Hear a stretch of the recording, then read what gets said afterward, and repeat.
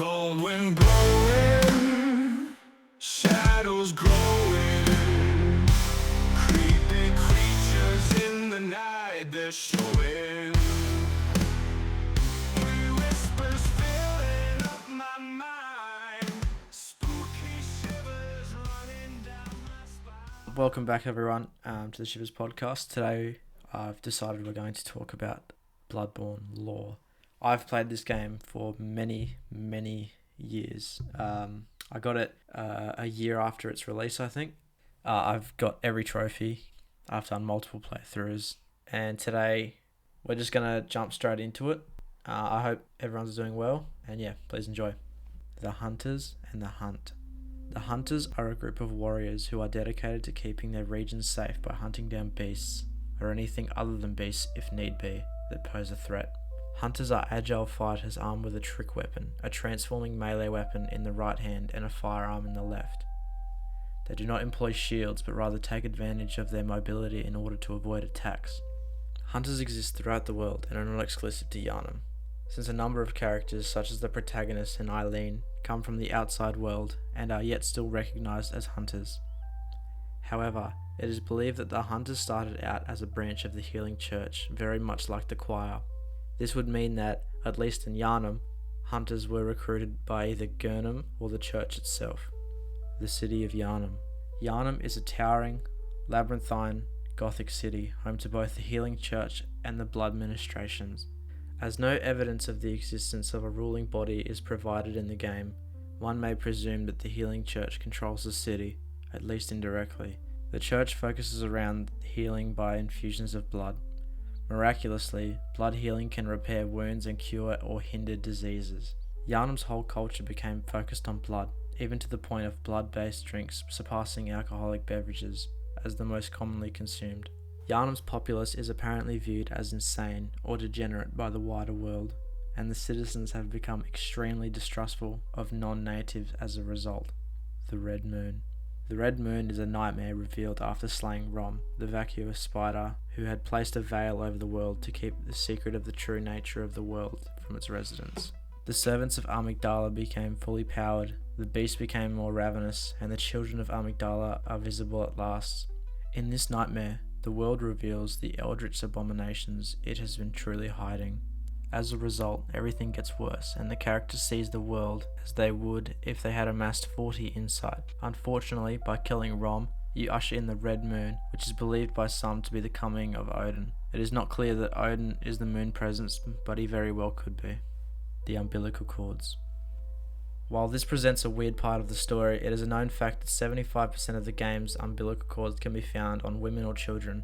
During the Red Moon, Yusefka's dialogue suggests that she has become pregnant, and Ariana gets pregnant as well. You also will find a cord from defeating Murgo's wet nurse. This suggests that Odin impregnates women on the Red Moon. The criteria of these women who are impregnated has not yet been determined. It also seems to be that the Great Ones impregnate women to have surrogate children. It's worth noting that one of the 4 umbilical cords is abandoned in the workshop near the doll, the Scourge of the Beast. The most common form of blood sickness appears to be lycanthropy, humans slowly turning into wolves. Those in the early stages of the sickness have lengthened canine teeth and can grow more hair. As they progress, their arms and their legs lengthen as their spine hunches over and their face begins to elongate. Eventually they grow fur and their body finishes the change into a scourge beast. Along with the physical transformation comes a mental degradation.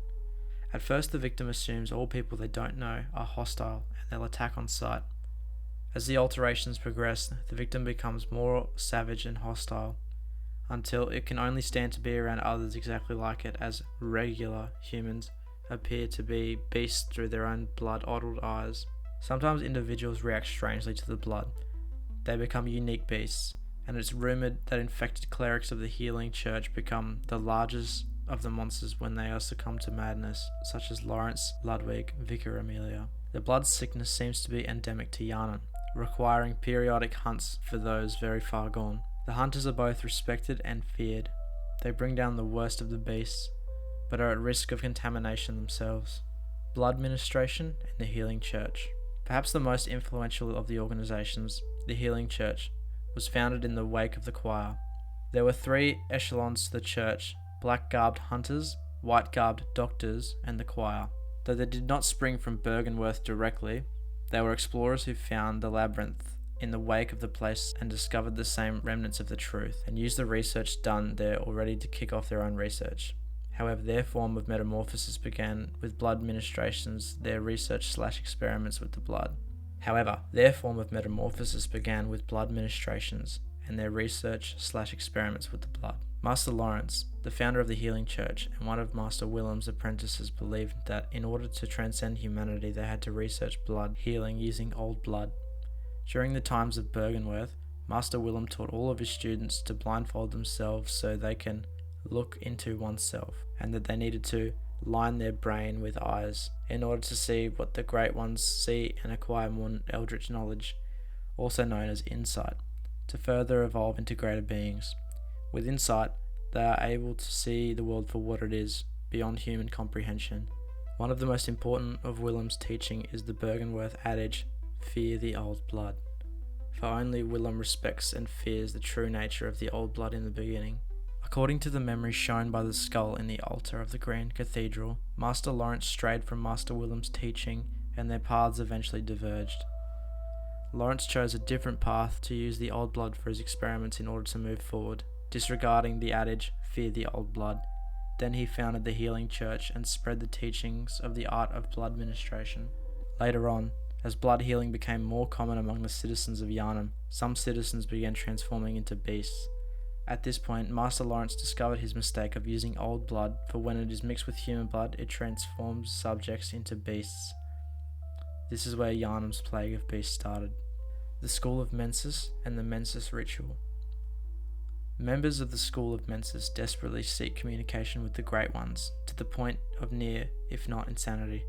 Typically found wearing Mensis cages, a follower of the School of Memphis could be distinguished from a normal person a mile away.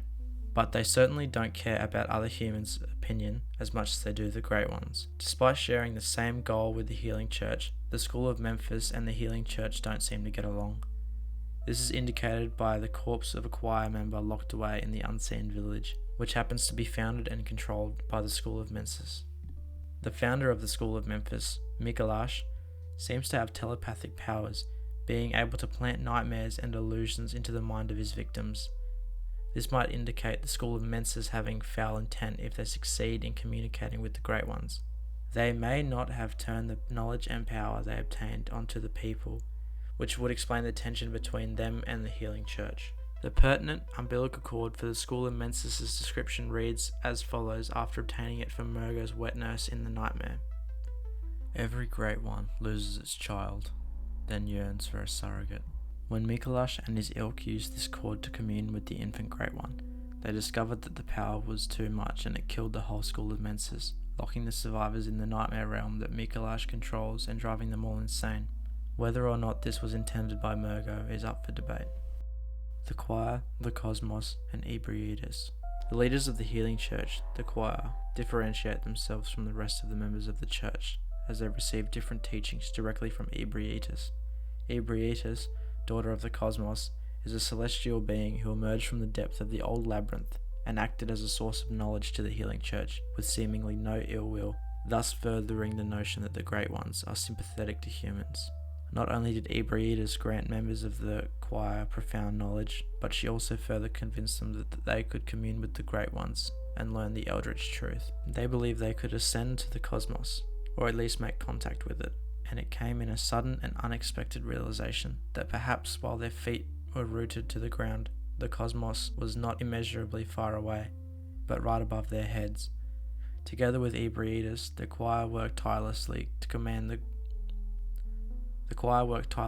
understand the Great One's truth. The Great Ones. The Healing Church has pursued a strange goal for a long, long time. A goal that has been hidden from all but the highest of rank among them, to summon or harness the power of the Great Ones, being not of this world, powerful enough to be seen as gods. They were here, in the labyrinth, long ago. They appear to be much closer than you'd think at Byrgenwerth. Men were sent into the labyrinth, and an academy was built to understand the strange discoveries inside, generally called the truth. It seems the truth was a terrible thing, slowly breaking the mind of anyone who delves too deeply.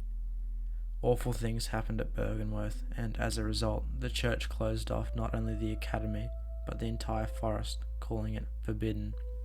Whether or not the Great Ones are actually gods, or just higher levels of being, is inconsequential. The question itself is entirely academic. The important thing is, they exist. They have an influence on the world.